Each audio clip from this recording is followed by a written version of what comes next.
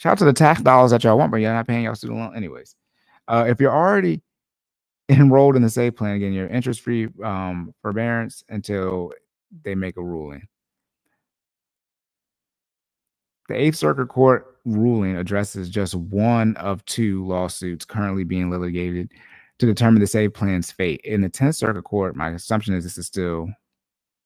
Oh, wait, hold on. Let's look at the circuit courts again.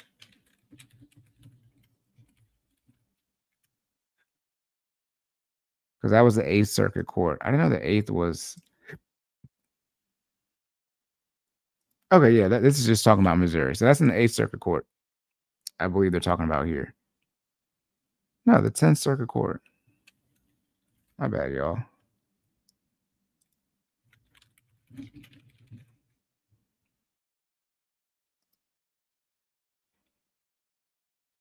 Wow. This stuff is shaped so funny. Share this screen real quick. So we look here.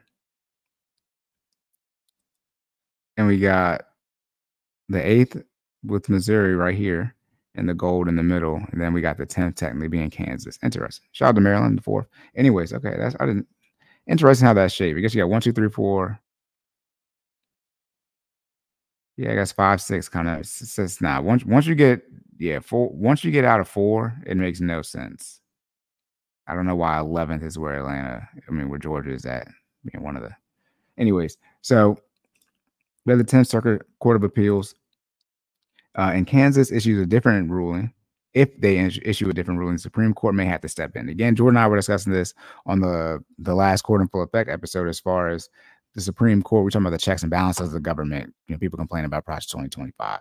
And in short, the Supreme Court just doesn't make a ruling on things. Things have to get kicked up to the Supreme Court, and the Circuit Court of Appeals is the highest level of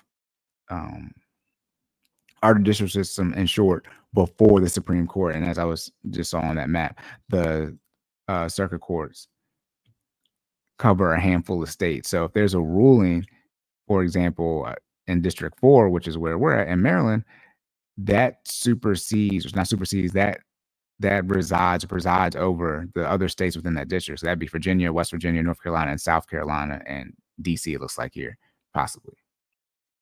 They're in the 4th one. But in short, what that means is if something happens in North Carolina, if it gets kicked up to the circuit court level and they make a ruling there, then that ruling now is over technically where I'm at here in Maryland, because we're underneath that court. And so they can use that as reference. And so that's how, how other states can sort of impact you on your local level, which is why your local elections are very important. All right. If they make a different ruling, we'll see what happens. And the Supreme Court might step in. But if the 10th Circuit Court rules against the Biden administration, it's unlikely the SAVE plan will be able to move forward, according to the Student Borrower Protection Center. Shout out to the Student Borrower Protection Center. If you want to protect student borrowers, stop making students borrowers. I'd be like, don't borrow money anymore. Shout out to the military. They pay for you to go to college. Anyways, we are assessing the ruling and will be in touch directly with borrowers about how this will affect them. The federal student aid website reads as of Friday. Interesting. They're going to reach out to y'all, see what happens. How's that communication been going? What happens next for borrowers? Over 400,000 borrowers have already had their debt forgiven under the SAVE plan. So, 400,000 borrowers have their debt forgiven under the SAVE plan. But it's 40 million borrowers in total. So, again, that's 1%. So, hey, could be 0%, right? Could be 4,000 we're looking at. At least it's 400,000. So not even 500,000, though. People had their student loans forgiven under the SAVE plan. Nearly 8 million had enrolled in the program. Excuse me, not 400 million. 400,000. 8 million had enrolled in the program. So even then, 400,000, what is that? Is that?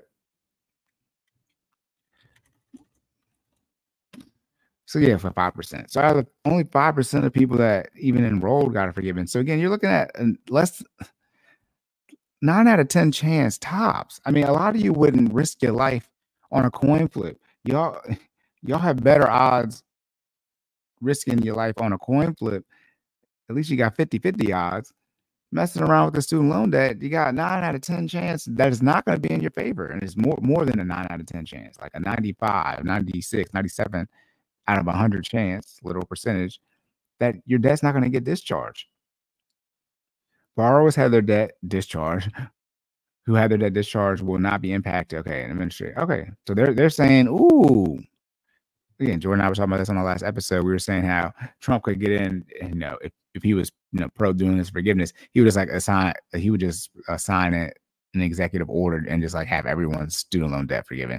Then later on, he'd be told that, hey, you can't do that. They'd reverse it. This is saying even though Biden put this in place and they ruled, or they're working on ruling that it shouldn't be in effect, and that's why it's on pause. The people who had their student loan debt discharged are not going to be impacted, so their debt is still going to be discharged even if it comes out, and it's going to, it seems like, stay discharged unless they make a ruling to like put it back on the books based off of this, even though they're saying now like, hey, you this kind of like illegal, looks like here. Those already enrolled in the SAVE plan and placed in forbearance can rest knowing they don't have a payment due for the time being. Don't rest knowing you don't have a payment due. You need to be making your payments and pay off your student loan debt. I don't understand this is the rhetoric, right? People won't pay off their debt and they get mad that the debt still sits there.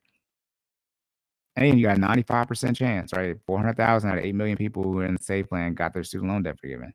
That doesn't mean that you're in the SAVE plan, you're going to get your student loan debt forgiven, right? That's not how the plan worked, but still the same concept applies when it comes to the 120 as far as the student loan forgiveness for the 120 qualifying payments. If the SAVE plan remains unavailable, other income-driven repayment plans may still be options for borrowers looking to lower their monthly payments, but application for those programs are closed as of Friday morning as well. What a troll statement. Yeah, we got other programs out here, but right now they're closed as well as the SAVE plan. I want to be very clear. The other plans in general suck. That's why they came out with a SAVE plan. If the other income-driven repayment plans were better options, why wouldn't they just have those and not have created the SAVE plan? It makes no sense to tell people, hey, we don't have the SAVE plan anymore, but at least you have these other plans. No, you made the SAVE plan because these other plans aren't as good as it. I mean, it's simple logic here.